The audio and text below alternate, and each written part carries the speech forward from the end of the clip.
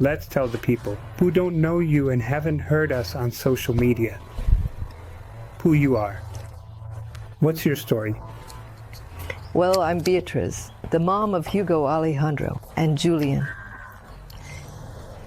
Hugo Alejandro is my first son, and he was murdered at 19 when we thought we were a normal family and that nothing bad would happen to us in life.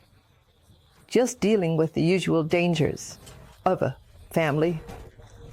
And just like that, one day, Hugo Alejandro left for his university. I said goodbye to him as always with his blessing, and he didn't come back. At 3 a.m., they notified us. I was really anxious the whole time because he wasn't the kind of person who would take long, or if he did, he would let us know. But he didn't come back. He didn't come back, and time kept passing, and we didn't know anything. I was very confident in the Virgin. I've always been a lover of hers. At 2 a.m., at 12 p.m., I said, I'm going to trust you. I'm going to sleep. And it turns out I fell asleep, which is strange because when they're out, I can't sleep, like any worried mom about her kids. And somehow I ended up falling asleep. I don't understand why. At 3 a.m., the phone rings, and I tell him to answer it because it's a bad call. Exactly. It was the doctor from La Granja Hospital saying that Hugo Alejandro was very badly injured with gunshot wounds to the face, and that there was nothing they could do. Where do we send him? The doctor says, and my husband says, to send him to San Ignacio, which is where all the insurances and where Hugo Alejandro studied, at Javeriana, the Javeriana Hospital.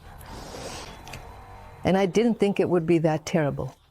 I saw that there were bullets, but I imagined bullets in the face, my husband said.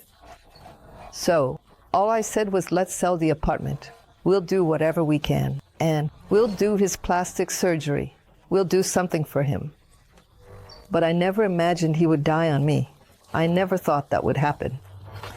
However, I managed to get dressed and put the little figure of the divine child in my pocket for company, and we headed to the hospital.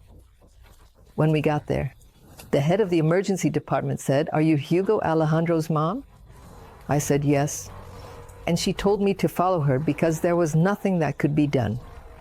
He could die at any moment during the day. Well, I think at that moment, I went into shock because I was really just doing things like a robot. And we arrived on the surgery floor because he was taken into surgery, and the doctor, the neurologist, came out and said, "No, there's nothing we can do. His head is shattered all over from the bullet fragments, and he could die at any moment." Well, what I did was step out and run to find my friends. I called them and said, "Please, Hugo, Alejandro is dying, and I need you guys." And that was the beginning of it all, a nightmare of my life. My brother was in a coma in the hospital for 13 days. Practically brain dead. And finally, he passed away. What happened after that? I remember the moment clearly when we were having lunch at my grandma's and we got the call. They told me he had gotten worse, as if he could get any worse, and then he finally passed away. What happens from the moment I arrived in that hospital room when my brother was already dead? When I got to that room, the only thing I could do was grab his feet because the bed was full of his friends and family, and I didn't have any space left. So what did I do? I took his little foot and gave a kiss on his big toe. 1,000